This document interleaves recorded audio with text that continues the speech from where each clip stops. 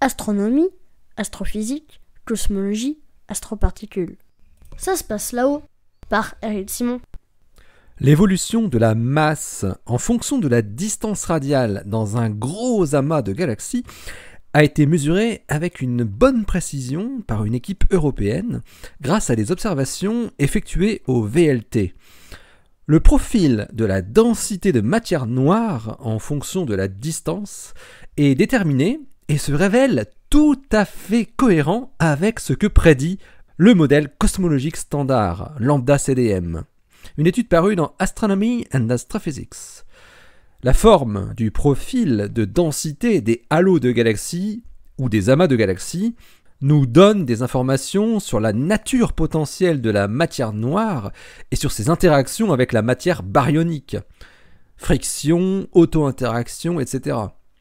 Le profil radial de cette densité de matière noire est généralement reproduit dans les galaxies par une fonction un peu complexe qu'on appelle le profil de Navarro-Frank-White, NFW, du nom des 3 astrophysiciens qui l'ont mis en évidence dans des simulations numériques d'évolution de galaxies en 1996, prenant en compte la matière noire de type froide, celle du modèle cosmologique standard CDM, devenu lambda CDM à partir de 1998, avec l'ajout de la constante cosmologique liée à l'accélération de l'expansion. Ce profil de densité est caractérisé par une pente logarithmique, c'est-à-dire la dérivée par rapport à la distance du logarithme de la densité, qui varie selon la distance r du centre. Elle tend vers -1 quand r tend vers 0 et vaut -3 pour les rayons très grands. Cette pente logarithmique vaut -2 à un rayon caractéristique qui est appelé R-2. Barbara Sartoris, de l'Observatoire de Trieste et de l'INAF en Italie, et ses collaborateurs européens se sont intéressés à la forme du profil de densité le plus interne, non pas à l'intérieur d'une seule galaxie, mais à l'intérieur d'un amas de plusieurs centaines de galaxies, nommé Abell S1063. Un amas situé à un redshift de 0,35, ce qui veut dire 3,9 milliards d'années-lumière. Les astrophysiciens ont évalué la masse, et donc la densité, en fonction de la distance du centre de l'amas, pour des distances comprises entre 1 kg par sec, 3260 années-lumière, donc à l'intérieur de la galaxie centrale, et jusqu'à 2,7 millions de parsecs, 8,8 millions d'années-lumière.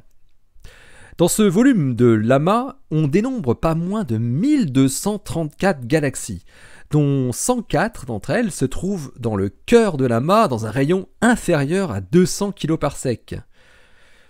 Au centre de l'amas trône la galaxie la plus brillante de l'amas, et la plus grosse, qu'on appelle la BCG, la Brightest Cluster Galaxy. L'objectif de Sartoris et ses collaborateurs était de vérifier si le profil de densité de la matière noire suivait ou non le profil NFW. Car des observations récentes ont remis en cause, à partir de 2013, ce type de profil dans une population de plusieurs amas de galaxies. L'amas Abell S1063 semblait idéal pour ça, avec ses centaines de galaxies et sa grosse galaxie centrale dans laquelle pouvait être mesurée la dispersion de vitesse des étoiles jusqu'à une distance de 40 kg par sec du centre. Les astrophysiciens ont en effet mesuré 2 composantes de vitesse. D'une part, la vitesse de dispersion des étoiles à l'intérieur de la galaxie la plus brillante, la BCG, et d'autre part, la distribution de vitesse des autres galaxies au sein de l'amas. Ces 2 observables, mis en commun, permettent de déterminer le profil de la masse totale qui existe dans l'amas.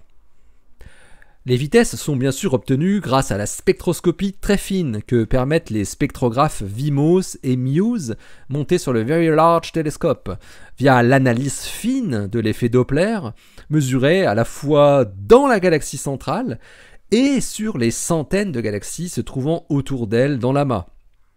Le programme européen géré par l'ESO s'appelle le CLASH VLT, le Cluster Lensing and Supernova Survey with Hubble Very Large Telescope.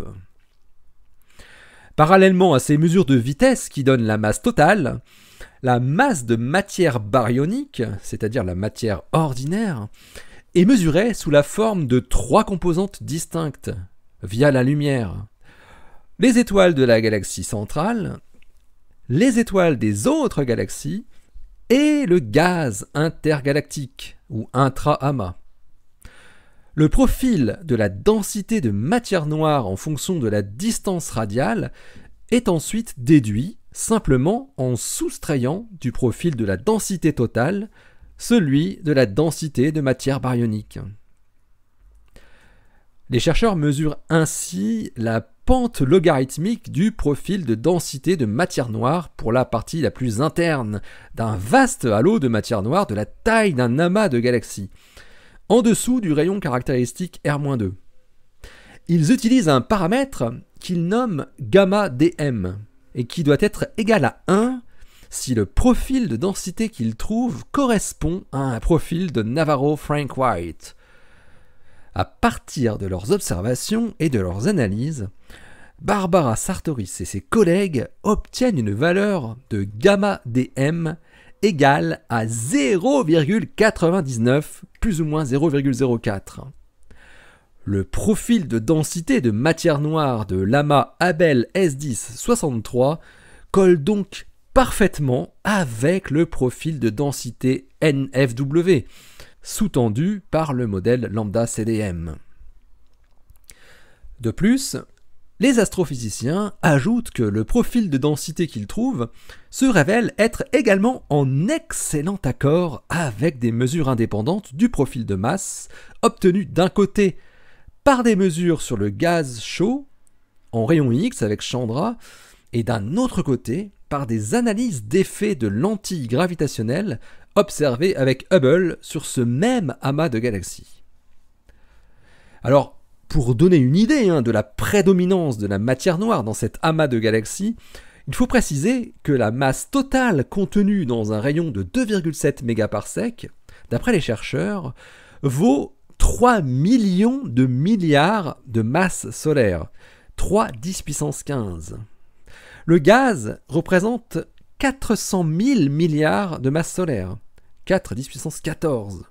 Et les 1234 galaxies, seulement 40 000 milliards, 4 10 puissance 13. La matière noire pèse donc 2,5 millions de milliards de masses solaires, 2,5 10 puissance 15, soit 83% de la masse totale de l'amas. Et lorsqu'on regarde le profil en fonction de la distance radiale, la proportion de la matière noire augmente de manière continue entre 10 kPa et 100 kPa, où elle se stabilise aux environs de 80% jusqu'à de grandes distances. À 10 kPa du centre, c'est-à-dire même à l'intérieur de la galaxie centrale, la masse de la matière noire fait jeu égal avec la masse baryonique de la galaxie la plus brillante. La conclusion de Sartoris et ses collaborateurs est donc qu'il existe au moins un amas de galaxies qui suit exactement le profil de densité de matière noire du modèle cosmologique standard. Alors ils sont en train de poursuivre leurs travaux sur une plus grande population d'amas de galaxies avec les mêmes outils, dans l'objectif de voir si Abell S10-63 est un cas particulier ou bien s'il se confirme. Ce résultat est néanmoins très important car il remet en cause les précédentes remises en cause du modèle lambda CDM par la mesure de profil de densité, des mesures effectuées sur un échantillon de 7 amas de galaxies situés à une distance similaire. En un mot, le modèle lambda CDM en sort renforcé. Les modèles alternatifs de matière noire, qui avaient commencé à être conçus pour expliquer des profils de densité différents du profil NFW, des profils plus plats, pourraient donc bientôt être retrouvés au fond de paniers sous forme de jolies boules de papier. L'article de Barbara Sartoris et ses collaborateurs est paru dans Astronomy and Astrophysics, le volume 637, paru le 8 mai 2020, et il porte le titre Clash VLT, A Full Dynamical Reconstruction of the Mass Profile of Abell 1063 from 1 kPa out to the virial radius.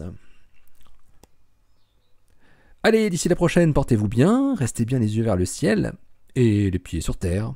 Hein? Allez, salut!